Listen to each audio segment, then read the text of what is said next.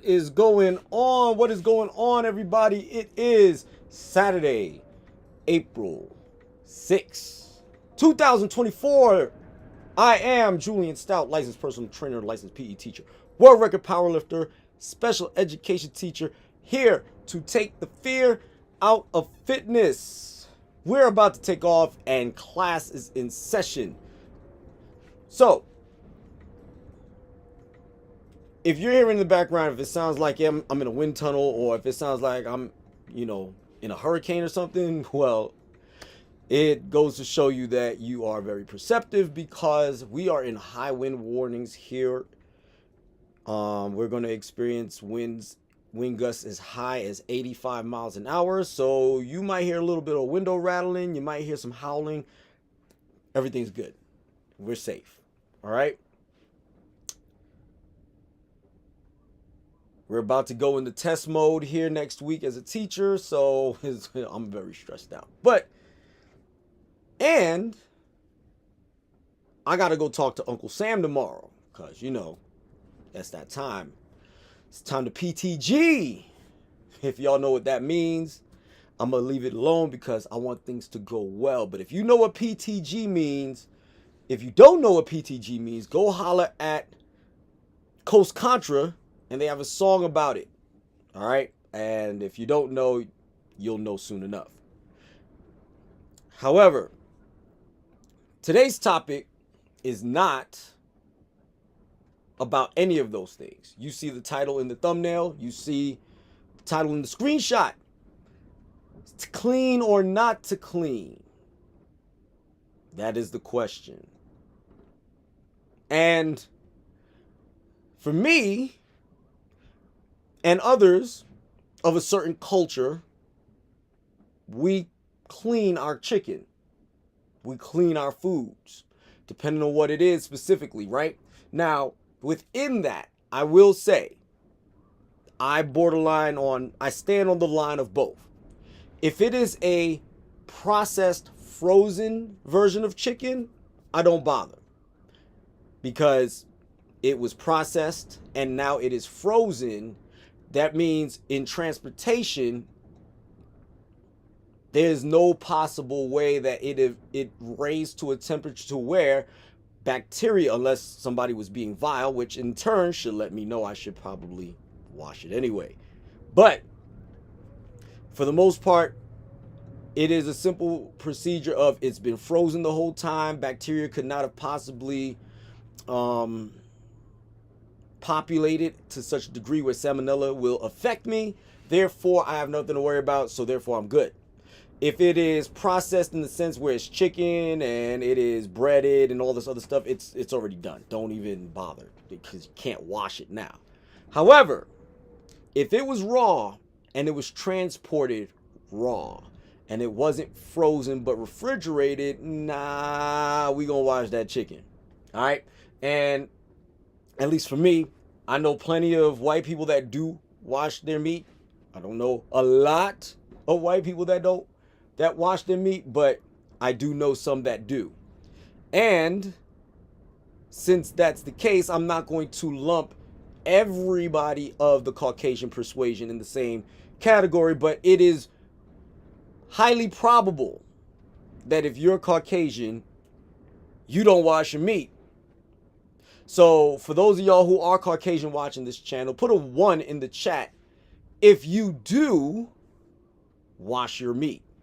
Put a 2 in the chat if you don't. For my other cultural people, Asian, Hispanic, Black, put a 3 in the chat if you do wash your meat.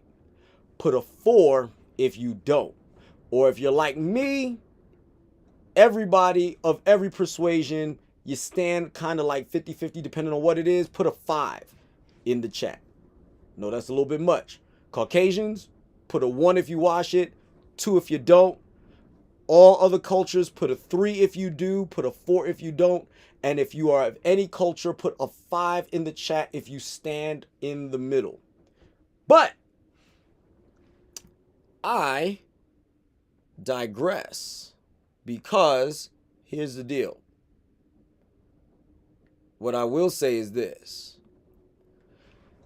Far too many times, there are cultural differences when it comes to how we prepare our food that many of us know better. And the reason why I say that is because it's rare you will find people of other cultures outside of Caucasian to actually suffer from food poisoning. It will take extraordinary efforts for people of color to actually experience food poisoning.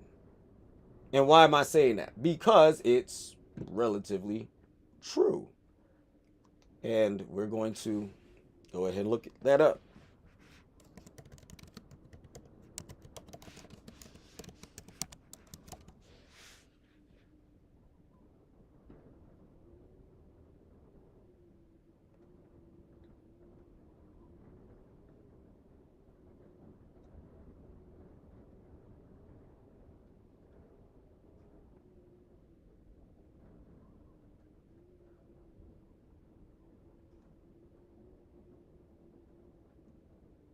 So, here we go.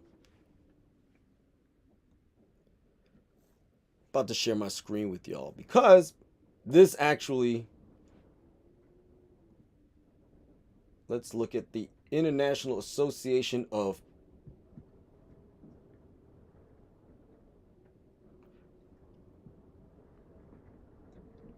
So here we go. Let's throw this up. So food safety knowledge and behaviors among African Americans of predominantly low socioeconomic status. Few studies have documented food safety knowledge and behaviors among African Americans. That's bullcrap. We performed a cross-sectional study to assess food safety knowledge, behaviors and awareness of food safety educational materials among African Americans of low socioeconomic status. And when we say low socioeconomic status, what are we determining? Are we below poverty, at poverty, slightly above poverty? Where are we at? Well, I want to know, because that's not saying yet. A food safety questionnaire was administered to 200 African American participants of predominantly low SES. A food safety score was calculated based on responses to 14 questions, with a higher score implying a greater food safety knowledge. The higher score implying greater food safety knowledge, the overall mean FSS was 10.2 of 14, which is 73%. 110 participants reported inadequate hand washing, and 107 reported using one cutting board for both meat and produce. Okay, now that's a little bit different. Only 34% had previously heard of the USDA recommended to boil chitlins. See, now we're talking about chitlins and all this other stuff, right? We ain't doing that with chicken. But first of all, with chitlins, I don't even mess with chitlins. But even if I were to, I know for a fact you're supposed to prep it before you even go. You have to go through all kinds of stuff to get it clean. But anyway, let me find something else too.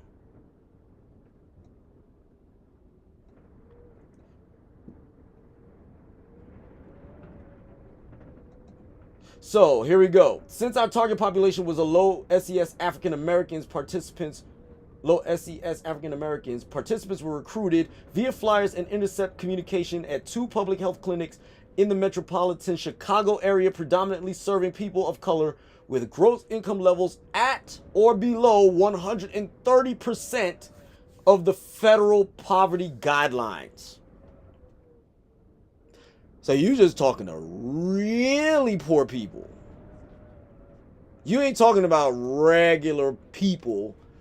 You ain't talking to people across the entire racial spectrum. You are just simply talking to the most needy of needy African American people. 130% of the federal poverty guidelines, which means 30% below the federal guidelines of what poverty is. And last time I checked, poverty starts at $36,000 and below, which would suggest that at 30%, you're talking about an additional $3,000. No, yeah, no, 3,000, 10%. No, you're talking about an additional 18,000. So they're only making $18,000 or less. I don't know what you're doing with your life if you're making only $18,000 a year or less.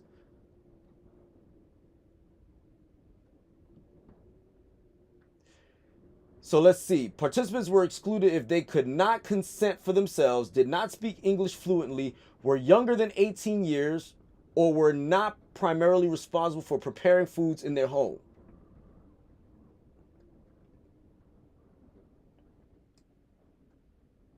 These 14 questions address risky food handling and food consumption behaviors, knowledge regarding food safety, safe handling and preparation, and knowledge of regarding food temperatures.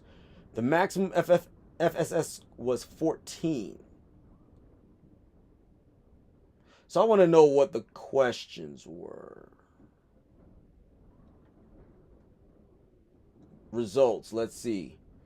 Demographic study population are reported. 40 of these participants reported an annual household income less than $30,000. The average number of members in these households was 2.8, standard deviation of 1.4. So they were 1 standard deviation below. Okay. Therefore, we estimate that at least 78% of our study participants were either unemployed or had income but were at or below the federal poverty line for families. 57 reported that either the respondent or a member of the respondent's immediate family had become ill from food. Many participants reported eating at a sit-down restaurant once a week, blah, blah, blah, blah, blah. So right now, this is not even really it for me. I want to see what they did. Here we go. So first of all, gender was female, primarily. By the way, depending on what generation it is, a lot of our women don't know how to cook anyway. So that's a whole nother story. So here we go. 50 to 64 years of age. 94 of them were of this age category. 65 or more was 22. The other age group was 31 to 49 years. We are talking about millennials to Gen Z.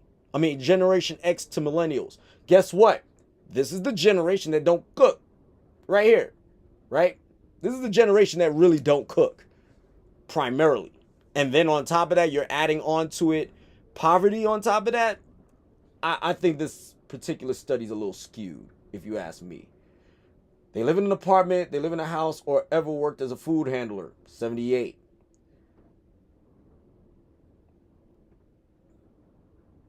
So let's see.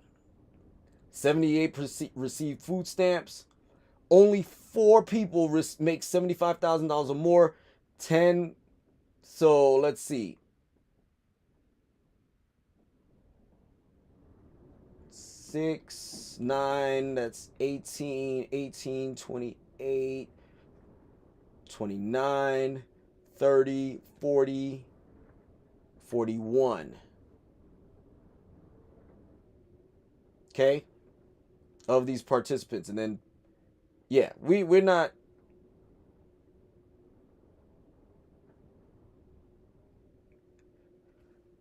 But we're only focused on chitlins.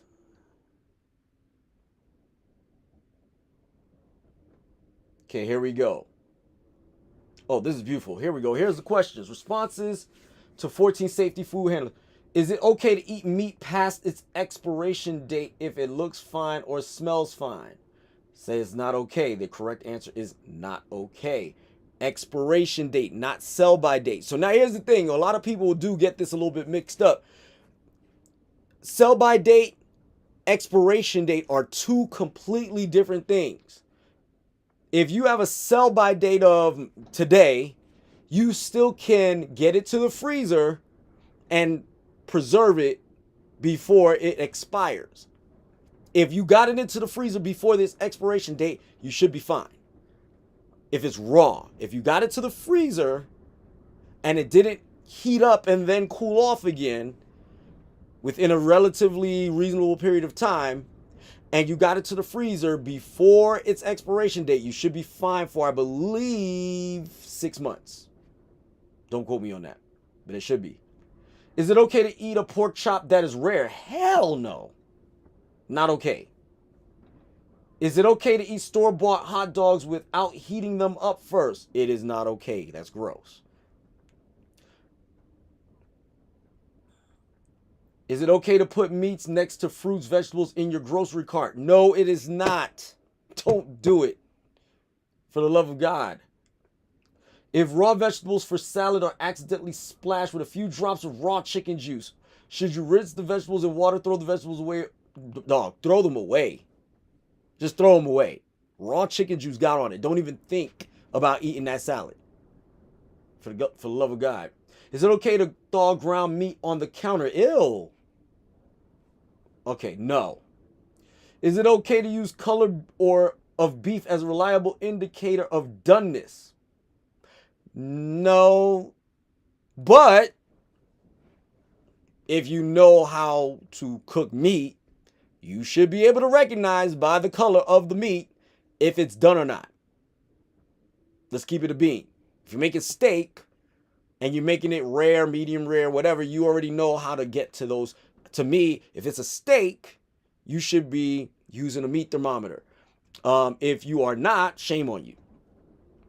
If it's ground beef, it's to a color. It's called brown. There should be no pink anywhere in your ground beef at all. How should cooked and ready to eat foods be stored with raw meat, poultry, seafood, and juice? They should be stored separately. I don't even have to look at this to know that that's right. How should packaged meat be bagged with other cold items? They should not be bagged with other cold items. They should be separate. Should be in a different bag. All your raw meat should be in different bags. Because you could have cross-contamination where the blood or the fluids leak into your other foods and now you messed it up. And also chicken into meat, meat into chicken. You don't want those problems. Do you boil chitlins or chitterlings for 5 minutes before cleaning and cooking? You don't cook the chitlins. You buy pre-cooked chitlins, or yes, boil chitlins before cleaning and cooking. All of those are correct. I wouldn't know. This is probably where I'd probably get number 10 wrong. Time and knowledge. How hot should leftover meat be reheated before serving? Back until it's hot. In order to check for if the meat is done, where would you put the meat thermometer? In the deepest part of the meat. Stick the meat thermometer in the thickest part of the meat. How long can meat be left safely at room temperature? Personally, I already know that meat in general, so we're talking about specifically beef. If it's beef, you have to let it rest for 15 minutes and then it must be served. So therefore, less than 2 hours would be that. Between 2 to 4 hours, God no. Shoot, you might get a fly landing on it. No. Less than 2 hours. Number of seconds someone should lather their hands with soap while washing their hands. Happy birthday. If you cannot sing the song Happy Birthday twice, you shouldn't be done washing your hands.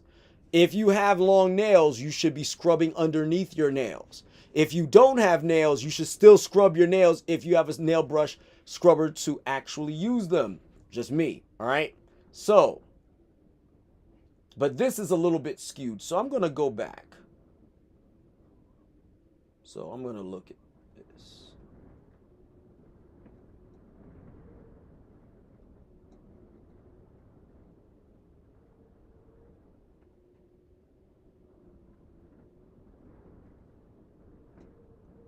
Let's go back because I don't believe this. Foodborne illness incidence rates and safety risks. So this is what I'm going to use. Foodborne illness incidence.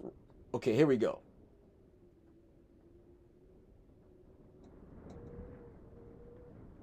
They still say low socioeconomics plays a role, right?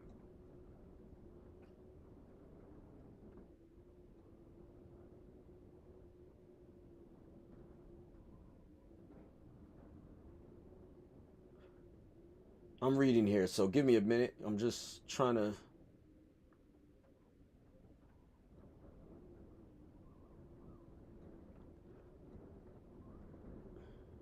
Okay, here we go. While FoodNet data does not track incidence of foodborne illness by income, both African American race and Hispanic ethnicity have significantly greater percent of their populations in poverty. So, okay, let's see. Salmonella. Salmonella infection was highest amongst African Americans, followed by Hispanics, then Caucasians. Indicated the incidence of salmonella was greater in Hispanics and Asians than Caucasians. Food populations suffer from greater incidence of. Perform ecological analysis of. Okay, who are these people?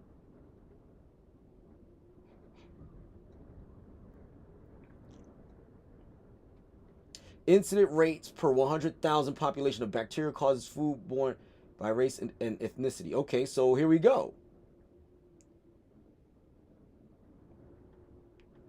Salmonella starts at what? 2008.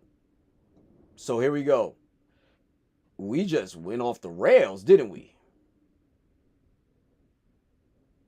Dang. So here we go, right? In 2008, we had the lowest cases of salmonella. Hispanics had the highest, followed by Asians, actually followed by white people, then followed by Asians. Then all of a sudden, it just flipped, turned upside down now. It's like we all of a sudden lost the capacity to know what the hell we've been doing.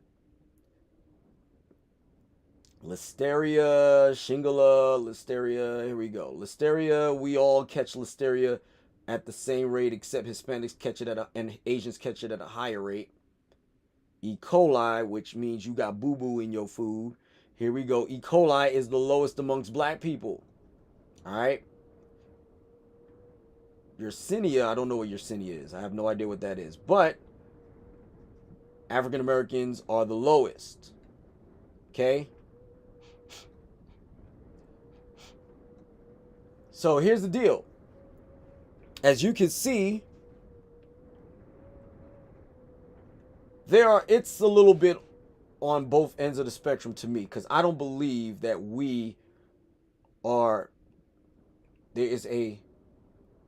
because there's a thing that we do with our chicken, particularly. And it is, we wash our chicken. How is vinegar used? So we usually use water and vinegar and or some sort of citrus component to do this. So, should you wash poultry before cooking? It is not recommended. Again, BS. Bacteria in raw meat and poultry juices can be spread to other foods, utensils, and surfaces. We call this cross-contamination. So, here's the deal. This is why I say nonsense. Because if you are, in fact, washing your meat, first of all, you're supposed to use a specific part of your sink. You're supposed to wash your sink. You're supposed to rewash your sink. And then, if you're going to use the bare sink, you're supposed to wash it, rewash it, sanitize it, and then go ahead and use it, right? That's if you're going to do that. However, most people have a bin or a basin that they use that then you then wash, scrub out, and then use, and then sanitize, and then use as your base to clean your chicken. Once you have cleaned the chicken, you obviously have put it in warm water, warm, not hot, but warm. You pour vinegar in it. You let it soak for approximately what? Correct me if I'm wrong, like roughly about 5-10 minutes, because the chicken is already cold, right? So when you put the chicken in the water then becomes the temperature of the chicken. So therefore it is relatively protected by the temperature of the chicken, so that way it does not exacerbate any further. Like I said, lukewarm water, maybe even cold, all right?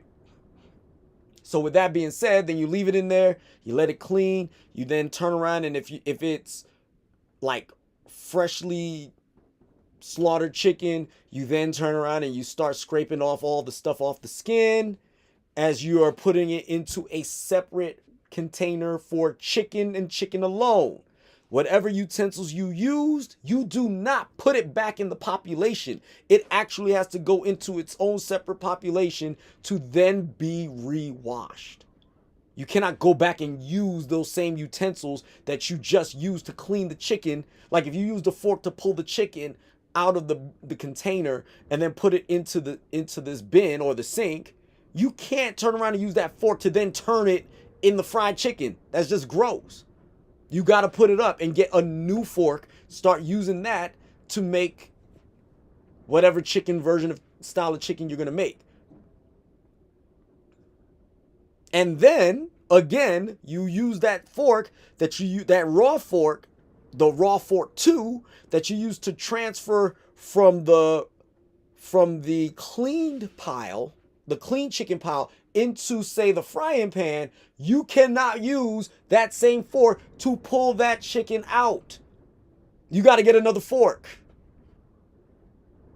Did you hear what I said? So you need 3 forks, and they all can't be near each other, and you can't use them all at the same time.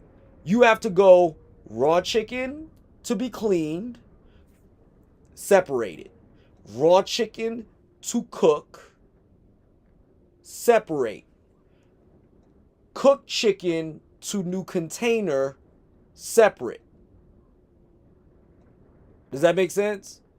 So now that prevents, I've only gotten food poisoning twice in my life. Once I was in the military, had some pork ribs. Should have known, because them ribs was not barbecued, they weren't grilled, they were, I don't even know what the process was, but they weren't exactly the greatest ribs in the world. I don't even know what possessed me to even eat them. But I was, oh God, I was sick.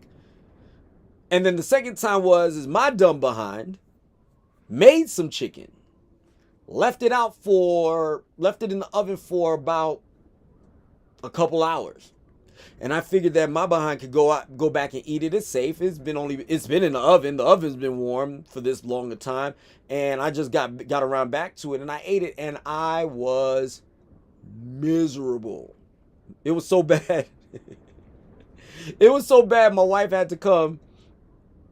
It was so bad that my wife had to come get me from the gym, and I had to eat a session from my client because I literally became visibly ill. I couldn't even maintain composure. I was dizzy. I was nauseous. And then my wife had to come get me, and I curled up in the nurse's office, sick as a dog. Couldn't see straight. Wife had to help me to the car, and she is not in the greatest of conditions to help me to the car. But I needed that help because I was the worst that day. Okay? I was stupid. I knew better, and I just didn't do better. Hasn't happened to me since. But again, in the 47 years of my existence, I've had relatives make chicken of all kinds. And I'm here to tell you, I have yet to have gotten sick from eating well-prepared chicken from any of those family members who, in fact, clean their chicken. But let's see what the USDA says, because I'm going to disagree with them. I disagree with them. That doesn't mean you should have to, but let's see what they said. Should I wash chicken or other poultry before cooking? Should I soak chicken or other poultry in salt water before cooking it? I want to see that one. Open link in new tab.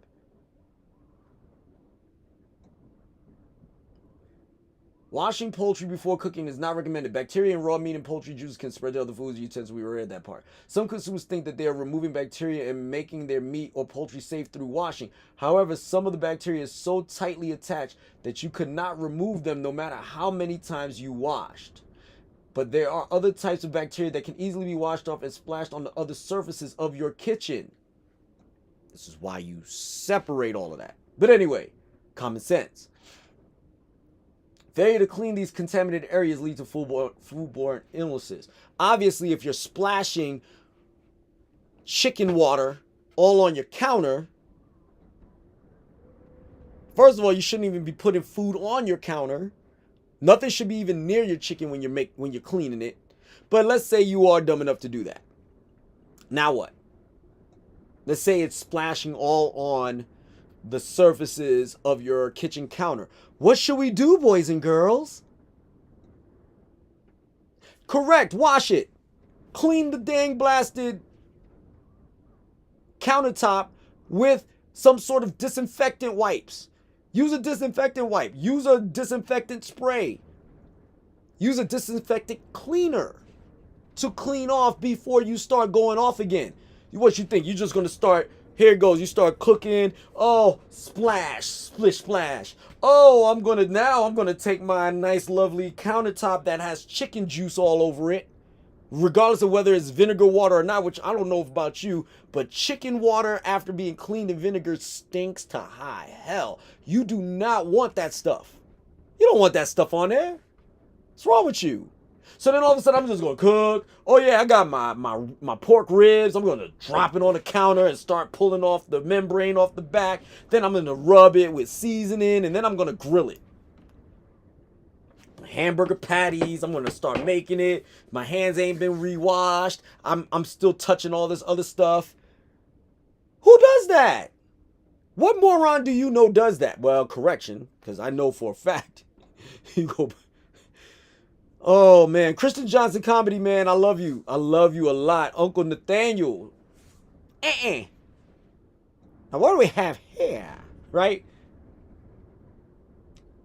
Oh, my stomach bubbling. Lord have mercy. Yep. Shout out to him. Awesome comedy. He is on the same mental path as most black people. High majority of black people. You know, to show you what I'm talking about, I'm going to reshare this. So let me get to the...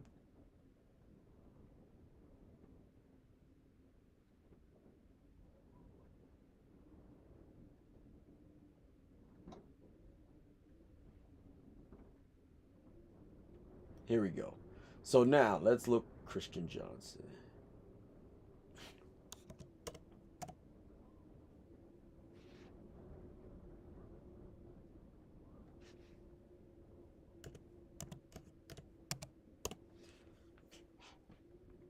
So here we go.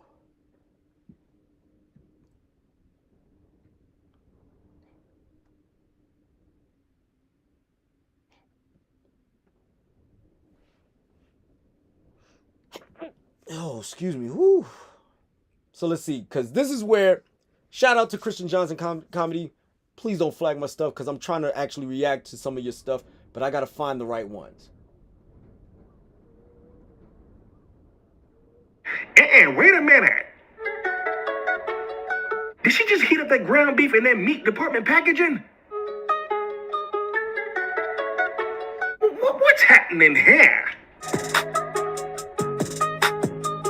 So let's stop right there. We ain't even going to go any further. Did you hear what he said? Did you heat up that ground beef in the supermarket packaging? That means you, number one, you heated up the meat in styrofoam. Already a problem. Number two, it was, I want you to see, well, let me go back. I'm going to play it live. That's and then she going to add that big cheese. block of cheese. Oh, my stomach bubbling.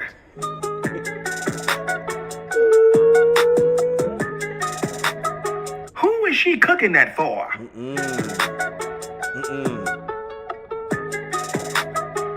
Whoever eat it, I'm telling you, the inside's gonna be wrestling. Nah, fam. Look, now she adding the cheesy bacteria beef. Oh, Jesus. Back up. I'm threatening. I said back up. Yeah. See? Oh, somebody in the kitchen, they about to eat it. Watch it. Ooh, no, he ain't on. Don't you take another bite. Put that hot dog down. Oh, my God. So here we go. Wait a minute. Did she just heat up that ground beef in that meat department packaging? Oh, Lord Jesus. Look. Keep going. What's happening here? Exactly. And then she gonna add that big block of cheese. Oh, my stomach bubbling. And she thinks she doing something. Who is she cooking that for?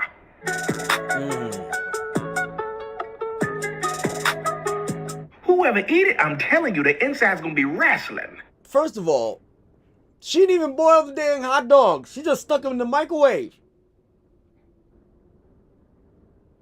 They ain't put them on a grill. I mean, boil them first. Then do what you gonna do to them. You got it just straight out the microwave. Like, this is, oh my God. For real, my stomach bubbling for that one.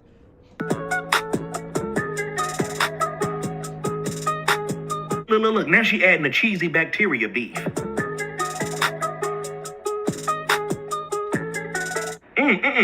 Back up. You all in my face with it. I said back up. Oh, somebody in the kitchen, they about to eat it. Watch it.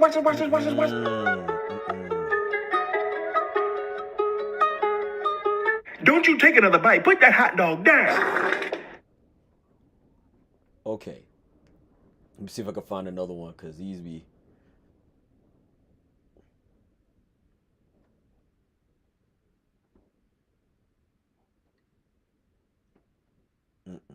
Let's go.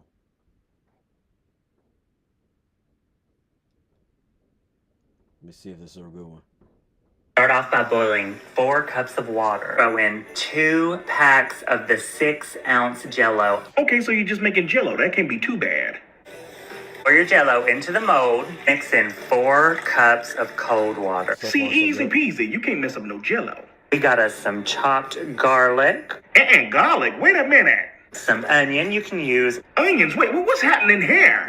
Corn and carrot. We got some blue cheese crumbles. Peas and corn, and now adding blue cheese? Oh, my stomach bubbling. Yes, I'm gonna throw some habanero up in there. Have some Vienna sausages. I don't put nothing else in there. Last but certainly not least, we're gonna throw in some SpaghettiOs. Yeah, okay, let's go ahead and just start handing out some jail time. There you Exactly. have my How the Grinch Stole Christmas Jell-O. Now, why would you name it that? Because the Grinch won't even steal that Jell-O. Amen. Come on now. Last one, because there's one. Is this it?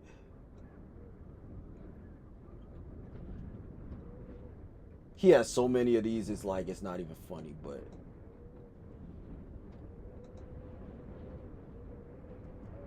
Here we go.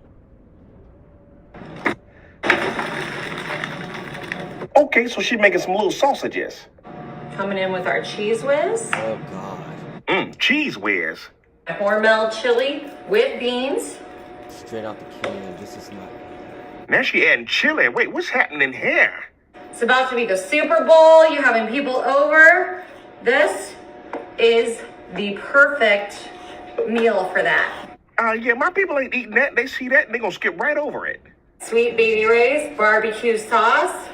Sweet Baby Ray's. Now that's what you should have started and finished with. We need a little more flavor, so I got this red onion just diced. Now this is optional, but my husband loves a yellow mustard. Now there's just too much going on. What is she making? Now I got some corn here. Ooh, Corn on the cob. Oh, my stomach bubbling. I'm so happy to see a corn cob and not a frozen corn cob. Oh yeah, because that make a difference. Amazing! You eat that and you gonna need amazing grace. But you don't want to skimp on the sharp cheddar. And now she had more cheese? Woo-hoo, I'm not gonna make it. All right, now we got our grand Southern home style. I'm not even going to. Nope, we ain't doing it. Nope. That's how you get food poisoning. Right there. Here it is. This is the one I want you to see, because here it goes. I want to get him to stay away. All right. Start with, look, we're going to stop right there. Right there, we're going to stop. We're going to stop right there.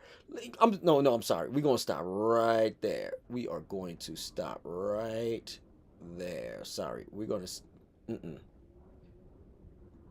we are going to stop right damn well there. Did you see it? She touched the dog.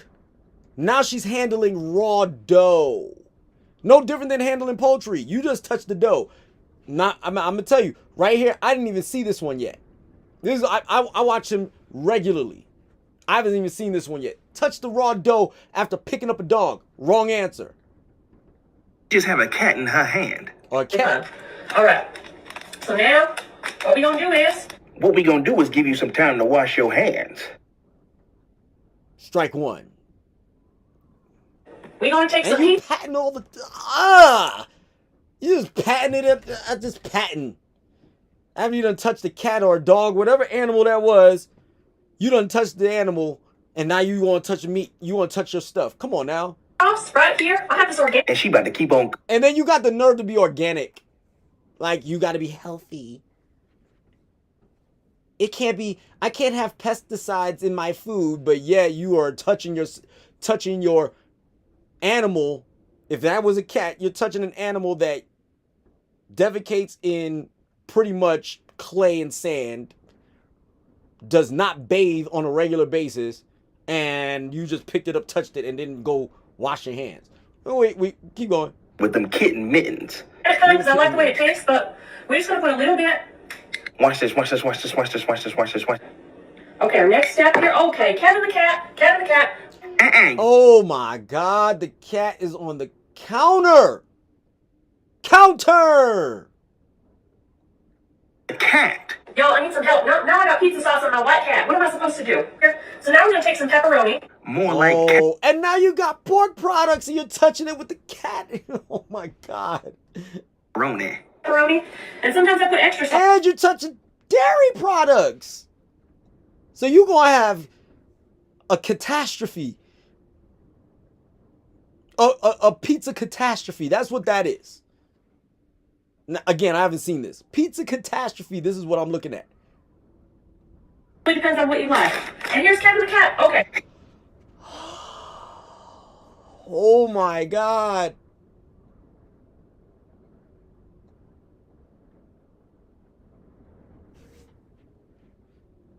Again, get the cat. Yo, I need some help. He's eating the cheese. Lock him up. My goodness. Kevin, I gotta lock you up when I cook, okay? Yes. All right. Please do. He's throwing me. You kissed the cat. This is the third time you have picked up that damn cat. And you still haven't washed your hands.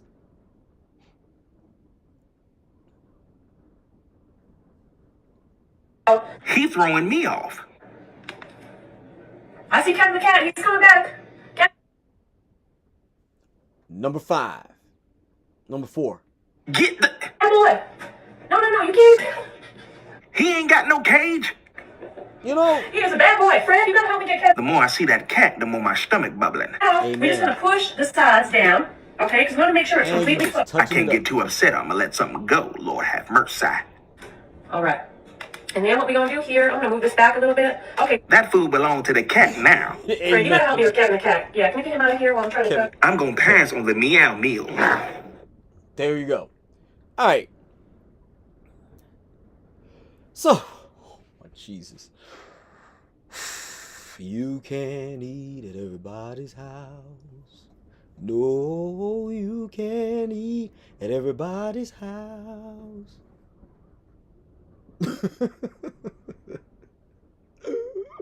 Oh my God. That's how you get food poisoning, y'all. That's how you get E. coli. That's E. coli. That is E. coli poisoning ready and waiting for your ass. Good Lord. Because raw dough is treated no differently than any raw food for contamination, by the way, if you didn't know. Since y'all must know. Y'all must know. Here we go.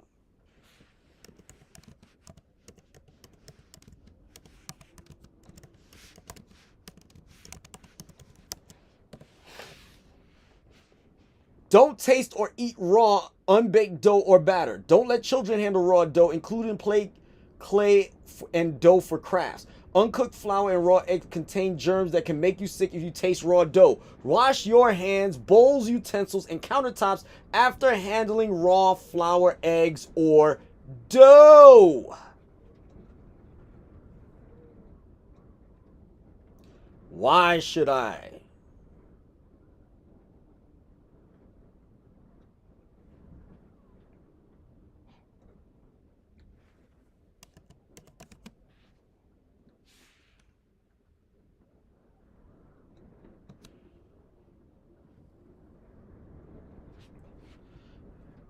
Raw dough can make you sick. Flour doesn't look like raw food, but most flour is raw. It means it hasn't been treated to kill germs that cause food poisoning, such as E. coli. Funny, I just said it. It's amazing how that works, huh? It's like I know this stuff. It's like I went to school for this, you know? But according to the NIH and the CDC, it is showing that African Americans of a certain socioeconomic status, by the way, finds themselves to get sick from foodborne illnesses faster than others. So, even that, I'm willing to bet if I go polling African American people, how many of your family members that you know of close hand would you eat from? And why? Do they know that you're not supposed to do A, B, C, and D? How often do they clean their countertops when they're cooking? How often do they wash their utensils when cooking? How often do they cross-contaminate foods? How often is one food in one area versus another area and then utilizing these other utensils to be used? How do they do that? I guarantee you, if you go through this, I am sure most black people, most Hispanic people will tell you, I don't do that. Okay? So vinegar. This is why we use vinegar when we do that.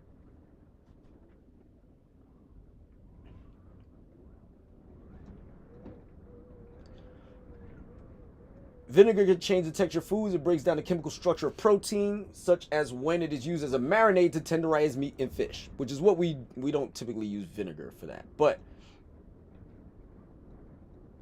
let's see. 12 incredible uses for vinegar. Close that out. No, let's close that out. Insect solvent repellent. Kills weeds and removes ants. Enhance bricks. Okay. Clean Fido's ears. Open a tight jar. Clean scissors. So we could clean scissors with it, but we can't clean our chicken with it, right? Make it make sense. Remove smoke odors. I didn't know that one. Car care. Fruit fly trap. Stop cracked eggs.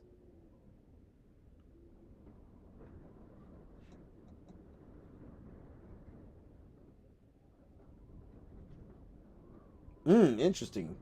That's something I didn't know. All right.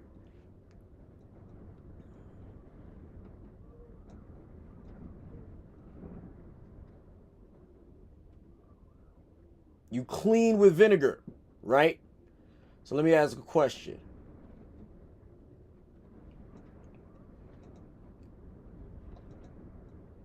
Can vinegar be used as a disinfectant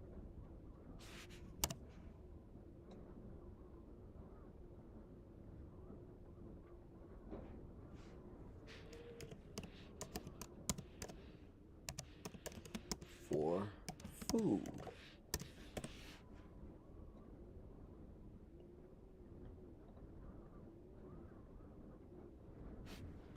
Okay, so watch this. Okay.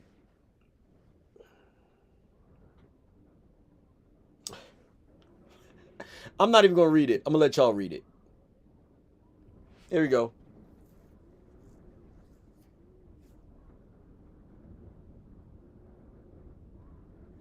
Vinegar doesn't work well as a disinfectant. Duh. According to the EPA standards, a disinfectant should be able to kill 99.9% of disease-causing bacteria and viruses. Vinegar only works against some germs like E. coli and Salmonella. What is the main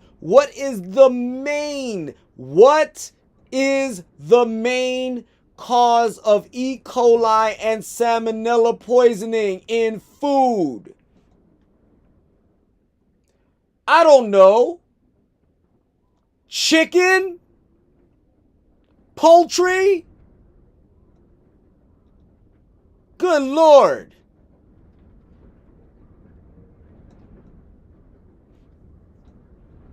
So how? What is this? USDA? How, USDA, are you telling people not to wash their meat when we have just read? I'm reading.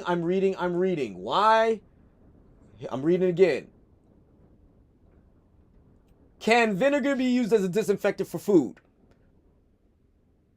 The main two foodborne illnesses is E. coli and Salmonella. As a matter of fact, don't believe me, let's look it up. What are the main causes?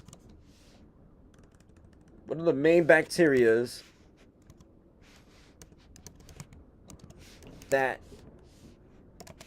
cause food poisoning?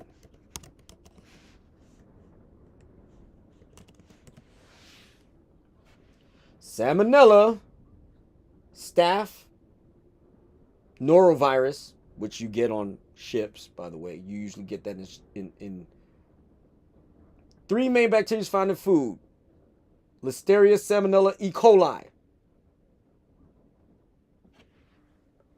2 out of the 3, wait. Listeria usually happens in produce, typically. It can happen in items such as like ice cream, but rare. But Salmonella, E. coli, 2. The first two that they named. And vinegar destroys it. In chicken, let's say in poultry.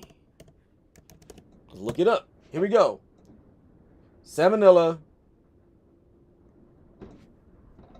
If you eat undercooked chicken, you can get foodborne illnesses, also known as food poisoning. What bacteria causes food poisoning from chicken? Salmonella. However, any food that becomes contaminated and is then held at an improper temperature can cause salmonellosis. Okay, so not suggesting that you do something dumb like eat raw chicken after it's been washed in vinegar, but here we go. Make it make sense. Make it make sense. I'm going to land this plane because, like I told you before, I got a lot on my plate tonight. And I want to enjoy some portion of my weekend, a little bit. So, thank y'all for watching. I appreciate you.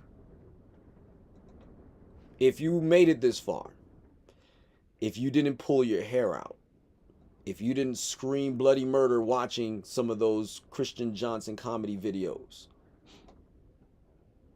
And by the way, check out his Instagram channel. Make sure I give him full credit on this. It is Christian Johnson Comedy, all one word. So I want you to see it for yourself. Christian Johnson Comedy, all one word, on Instagram. And support his shows. As a matter of fact, that's in January. But if I come out, as a matter of fact, I will go one step and say,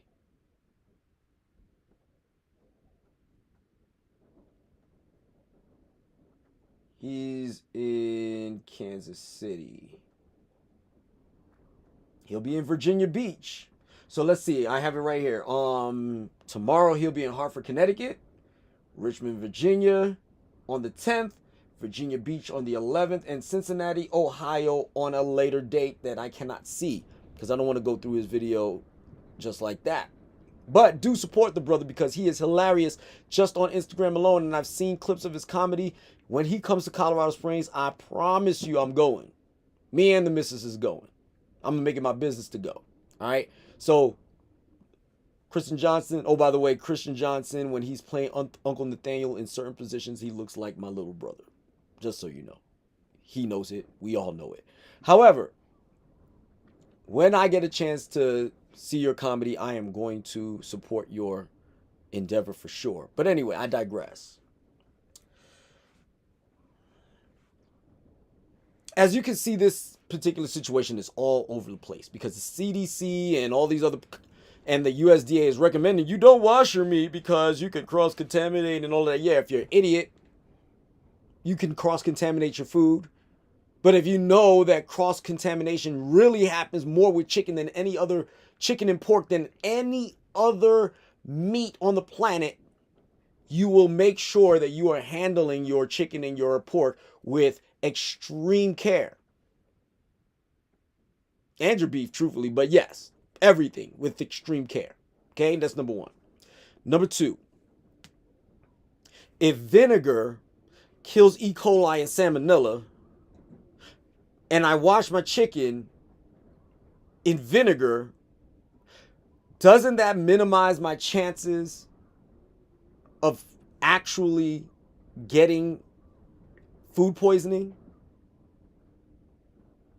So if I clean my countertop with bleach and then I use that countertop to roll some dough, is it possible that I won't get food poisoning?